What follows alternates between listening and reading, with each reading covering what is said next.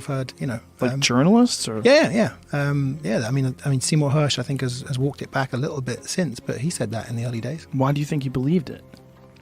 I read a really interesting article about him just a few days ago. Where was it? I forget what it was. It was the not expose, but a really good look at him. And I think he's just spent his career believing rightly that the government lies about all kinds of things, and that's got him into a point where he thinks, well, they always lie, no matter what.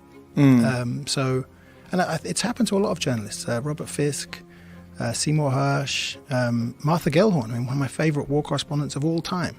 I reread some of her stuff recently, and the first batch of war reporting she did, I think, is the best war reporting I've ever read. Spanish Civil War, Vietnam, and then she spent 25 years writing novels, and then later on wrote about, I believe it was the Yom Kippur War, and was denying that massacres had happened and saying, Arabs lie, they always lie, there was no massacre. And we now know there was a massacre, or there were massacres in the aftermath of these wars.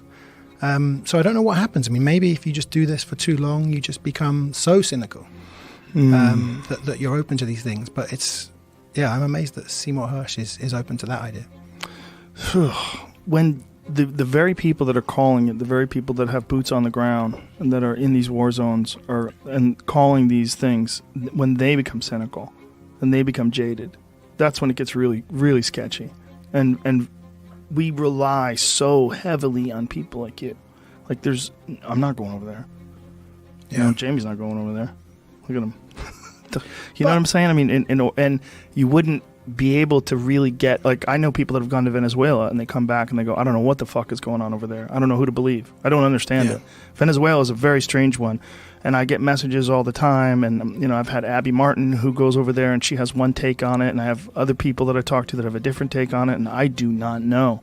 I don't know who to believe, and I think you'd have to go over there and you'd have to spend a lot of time to try to figure this out, and it would have to be the entire focus of your life to really try to parse it out.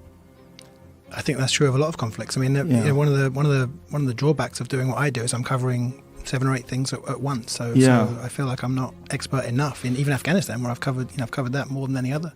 But Venezuela is an interesting one because there's such a left-right divide on that, and if you support the opposition, then you find yourself alongside John Bolton and Donald Trump, which means that a lot of people are going to automatically attack you. Right. Right. Automatically. Yeah. Even if it's correct.